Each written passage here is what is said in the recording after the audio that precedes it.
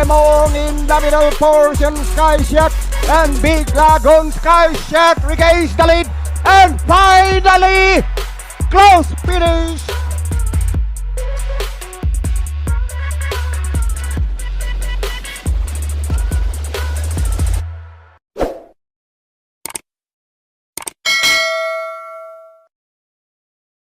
Good day bayang karerista, welcome back sa ating channel dito sa Karera sa Pinas.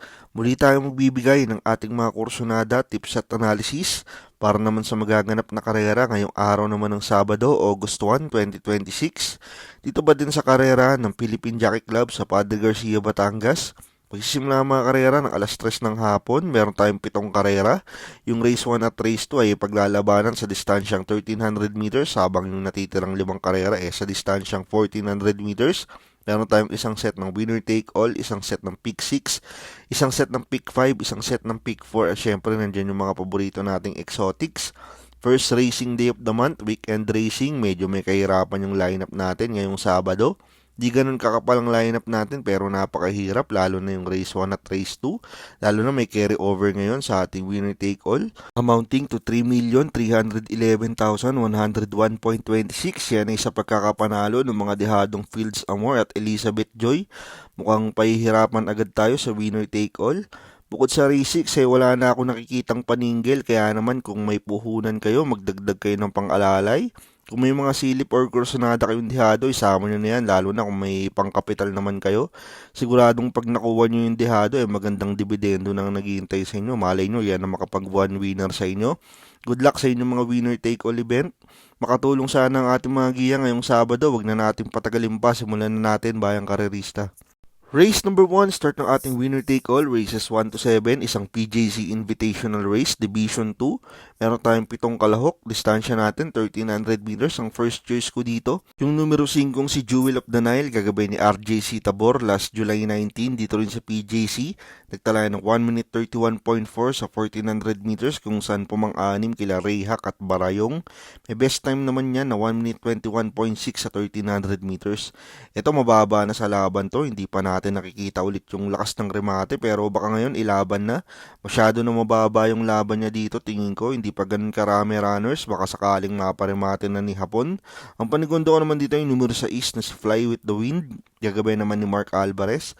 Last July 19, dito rin sa PGC, nagtalaya ng 1 minute 29.6 sa 1400 meters kung saan pumang-apat naman siya kila Surplus Boy at Waray na may dapa. May best time naman niya na 1 minute 23.2 sa 1300 meters. Another Wally Manalo trained horse. Ito maganda kinilos nakaraan kay Mark. Sumabay na sa harapan to. Dito baka isa na siya sa magdala ng unahan dito. Wag lang mapahirapan or makipag-ubusan sa unahan agad. Tingin ko mas maganda ikikilos dito ngayon. Kaya itong second choice ko pero magulong karera agad tong race 1. Start pa ng ating winner take all. Magdagdag kayo dito para sure 1 point. Good luck bayang karerista. Race number 2, start ng ating pick 6, races 2 to 7, isa ulit PGC Invitational Race, Division 1. Meron tayong 11 kalahok. Ang first choice ko naman dito, yung numero 11 si Go Getting, gagawin ni Pabs Cabalejo. Last July 18, dito rin si PJC nagtala ng 1 minute 28.6 sa 1400 meters kung saan nasegundo siya kay Sky Magic. May best time naman niya na 1 minute 22.2 sa 1300 meters. Ito, talking horse kay Pabs to. Maganda pa numero ngayon, nasa pinakalabas. Talagang nagamahin na to. Pag siyang may dala nito, always in the money itong kabayo na to. Nakaraan, ang lakas ng dating din nito. Nakalago lang yung Sky Magic. Dito maganda nga pwesto niya. Baka may pwesto na agad ni Pabs to. Tingin ko pwede na makaraos to. Ang panigundo ko naman dito yung numero 3 na si Shadow of Sipokot, gagabay ni Christian Pilapil. Last July 26 sa Metroturf, nagtala naman niya ng 1 minute 31.8 sa 1400 meters kung saan pumang-apat naman siya kila Music and Magic at Ma'am Jen. Ito naman ilang beses nang napang-apat, dumadating na to kaso kinukulang pa tingin ko. Ngayon adjust ang connections, Christian Pilapil naman susubok, baka magamahin na to. Iba din magdala ng dermate itong si Christian, baka maganda i-perform at makatikim na ng panalo. Yan ang second choice ko. Pero itong race 2, magulong karera ulit, magdagdag kayo dito. Good luck bayang karerista. Race number 3, start ng ating pick 5, races 3 to 7, isang Pilracom rating based handicapping system class 4, 42 to 56 split, meron tayong 6 na kalahok. Ang first choice ko dito, yung numero 4 si Phil Davern, gagabay ni Ed Guerra. Last July 25 sa Metro Turf, nagtala ng 1 minute 28.6 sa 1400 meters kung saan pumang-sampu kila High Octane at Make No Mistake. Ito mababa na din sa laban to, wala pang pinapakita lately, saka parang dihado pa sa inete. Pero parang gumanang laban ito, konti pa runners, baka maparemate ng maganda ni Jordan Guerra. Yan ang first choice ko, tingin ko malaki na panalo na ito. Ang panigundo ko naman dito yung numero 6 na si Saratoga Chrome, gagawin ni JB Hernandez. Last July 17, dito rin sa PJC, nagtala naman niya ng 1 minute 13.8 sa 1200 meters kung saan pumang-anim kila Pine Novo at Spellbound. Best time naman niya na 1 minute 27.8 sa 1400 meters. Ito naman na nakikita kong pwede magdala ng unahan dito, binalik kay Uno. Parang puro deremate ang kalaban dito, siya lang ang nakikita kong may bilis na pwede magdala ng marcha dito. Kung mapabayaan nila to at ma-rate ni Uno ng maganda, tingin ko kayang tumapos na ito. Kaya ito ang second choice ko. Good luck bayang karerista. Race number 4, start ng ating pick 4, races 4 to 7, isang Pilracom rating based handicapping system class 2, 71 to 83 split, meron tayong 7 kalahok. Dito ang first choice ko, yung numero 4 si Anjamo Aperense, kagabay ni Noel Lunar. Last July 5, dito rin si PJC, nagtala ng 1 minute 23.2 sa 1400 meters, kung saan pumang-apat siya kila Daily Burn at Counter Attack. Ito dating kampiyon, sad to say, bumaba na din talaga ang performance na itong kabayo na to. Pero dito kumpara sa mga nakakalaban niya, mismo humina dito. Mas baka sakaling maganda gising, maganda itakbo ngayon. Makatikim ulit ng panalo, yan ang first choice ko. Ang panigundo ko naman dito yung numero 6 na si Sky Warrior, gagabay ni CS Pare Jr. Last July 19, dito rin sa PJC, nagtala ng 1 minute 40 sa 1650 meters kung saan tinalo niya si Generative. Ito talagang tip-top shape tong kabayo na to. Nakaraan, Milya Carrera, 58 timbang, nakipaglutsahan pa sa unahan to pero ang layo pa nanalo. Talagang kondisyon at lumabas talaga ang buti na itong kabayo na to. Malakas laban ngayon pero itong kabayo na to parang habang lumalakas laban, lalong gumagaling. Kaya siyang tingin kung pwedeng sumilat dito sa race 4. Good luck bayang karerista. Race number 5, last daily double plus 1, isang Pilracom rating based handicapping system class 5, 17 to 41, meron tayong 8 kalahok. Dito ang first choice ko, yung numero 2 na si Warayna Maydapa, gagabay ni JM Estorque, last July 19, dito rin sa PJC. Nagtala ng 1 minute 28.6 sa 1400 meters.